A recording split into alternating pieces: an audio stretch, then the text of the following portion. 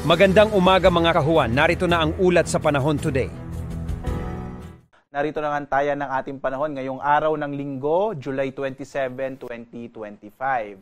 At makikita po natin sa ating latest satellite images na patuloy pa rin yung pag-iral ng southwest monsoon o habagat, partikular na nakakaapekto sa kanlurang bahagi ng Luzon. Samantala, meron pa rin po tayong tatlong mga weather system po. Yung una, yung low pressure area, nandito naman sa may bahagi ng labas na po ng Philippine Area of Responsibility. Ito yung dating bagyong si Dante, no? Na huling namatahan 690 kilometers north-northwest. Ito po siya, no? Sa may area ng north-northwest ng Itbayat sa Batanes. Nakita po natin, ibig sabihin ng kulay green na kulay dito ay malita yung chance na ito pa ay lumakas at inaasahan na malulusaw na ito sa mga susunod na oras. Samantala, yung bagyong Emong na may international name na Komay, ang ibig sabihin po pala ng Komay, ito po ay isang uri ng damo dito naman sa may Vietnam. So, Vietnam po yung nagbigay ng international name na Komay. Ay huling namatan 875 kilometers northeast na extreme northern Luzon. So, ito pong si Komay or Emong po, nung nasa loob siya ng PAR, inaasahan na rin natin malulusaw sa mga susunod na araw. Yung isa pa nating bagyo na minomonitor sa labas ng Philippine Area of Responsibility, ito po yung Typhoon Krosa.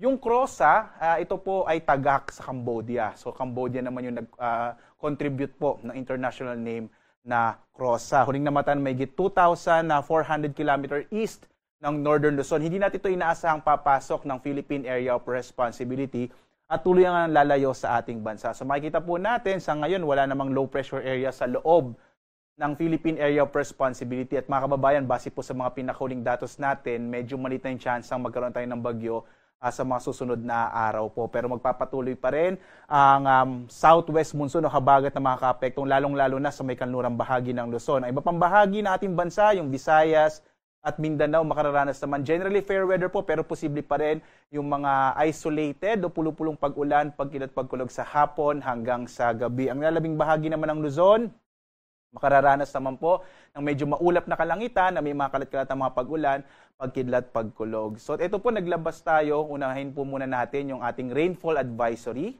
So, as of 2 a.m., naglabas nga po ng warning particular na ng heavy rainfall advisory, particular na, or rainfall advisory rather, sa may area ng Pangasinan, La Union, gayon din sa may Quirino, Aurora. Ito po ay nakararanas po yung mga nabanggit na lugar ng mga light to moderate rains na maaaring magtagal ng hanggang bandang alas 5 or alas 6 ngayong umaga. Ang iba pang bahagi natin bansa, wala naman po tayong nilabas ng mga heavy rainfall advisories or even thunderstorm advisory. Samantala, naglabas din po tayo ng weather advisory as of 5 a.m.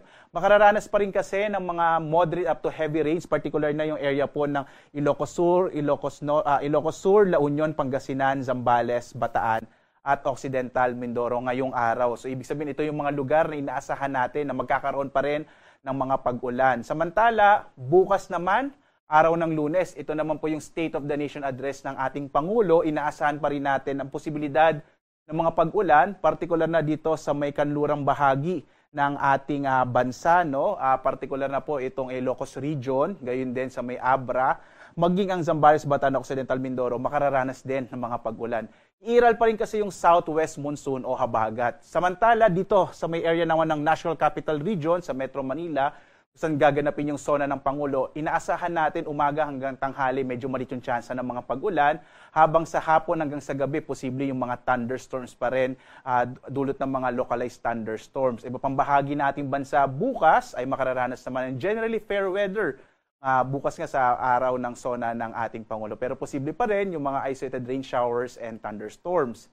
Pagdating po ng araw ng Martes, inaasahan pa rin natin na magpapatuloy yung mga pag-ulan sa may area na lamang ng Zambales, Bataan, Pangasinan, maging Benguet, gayon din sa may area ng Ilocos Sur, La Union, La Abra at Ilocos Norte sa patuloy pa ring epekto ng southwest monsoon o habagat. So asahan pa rin natin mga kababayan po natin, bagamat wala tayong bagyo, ay may epekto pa rin yung southwest monsoon dahil nga nasa panahon pa rin tayo ng tag-ulan.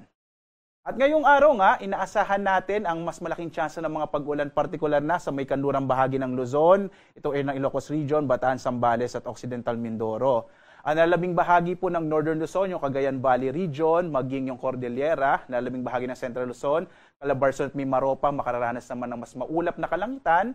na may mga kalat-kalat na mga pag-ulan, pagkidlat, pagkulog. Gayun din po yung mararanasan sa may area ng Metro Manila. Pero hindi na po natin na-expect yung mga malalakas na mga pag-ulan na gayang naranasan natin itong mga nakaraang araw. Sa bahagi naman ng Bicol Region, inaasahan naman natin generally fair weather po sa area ng Bicol Region, pero may mga isolated rain showers and thunderstorms pa rin sa hapon hanggang sa gabi. Agwat nga na temperatura sa Lawag, 25 to 31 degrees Celsius. Sa Baguio, 16 to 20 degrees Celsius. Sa Metro Manila, 25 to 30 degrees Celsius, habang sa Tuguegarao, 25 to 33 degrees Celsius. Sa Tagaytay, 23 to 28 degrees Celsius, habang sa Legazpi, sa Albay, 26 to 32 degrees Celsius. Dito naman sa Palawan, Visayas at Mindanao, makikita po natin may mga tsansa pa rin or mas malaki pa rin tsansa ng mga pag-ulan sa area ng Palawan at maulap ang kalangitan, dulot ng habagat or southwest monsoon. Agwat ang temperatura sa Calayan Islands, 24 to 31 degrees Celsius. Sa Puerto Princesa, 24 to 31 degrees Celsius. Ang Kabisayaan na may makararanas po ng generally fair weather pero posible pa rin yung mga pag-ulan sa hapon hanggang sa gabi dulot ng mga localized thunderstorms. Agwat ng temperatura sa Iloilo, 26 to 32 degrees Celsius. Sa Cebu naman, 27 to 33 degrees Celsius, habang sa Tacloban, 27 to 33 degrees Celsius. Ang bahagi naman ng Mindanao ay makararanas ng bahagyang maulap hanggang sa maulap na kalangitan na may mga pulupulong pag-ulan, pagkilat pagulog sa hapon hanggang sa gabi. Medyo mainit nga po yung mga temperaturang naitala dito sa area ng Mindanao. Kaya inaasahan din natin medyo mainit din po yung mararanasan sa araw na ito. Agwat nga ng temperatura sa Zamboanga nasa 25 to 34 degrees Celsius. Sa Cagayan de Oro, 25 to 34 degrees Celsius. Habang sa Davao, 25 to 32 degrees Celsius. Sa lagay po ng ating karagatan, wala tayong nakataas sa gale warnings sa anumang bahagi ng ating bansa. So papayagan naman pumalaot yung mga sasakyang pandagat at mga bangka na sa partikular na nga po dito sa mga baybayin ng ating kapuluan. Pero makikita po ninyo dito sa may western section po ng Luzon ay katamtaman hanggang sa maalon yung magiging lagay ng karagatan, habang sa may dulong bahagi or sa extreme northern Luzon, in-expect natin medyo rough seas po yung maranasan, kaiba yung pag-iingat pa rin. Lalo na rin po pag may mga thunderstorms, kung minsan nagpapalakas yan ng alon ng karagatan. Kaya mga kababayan, iba yung pag-iingat pa rin po.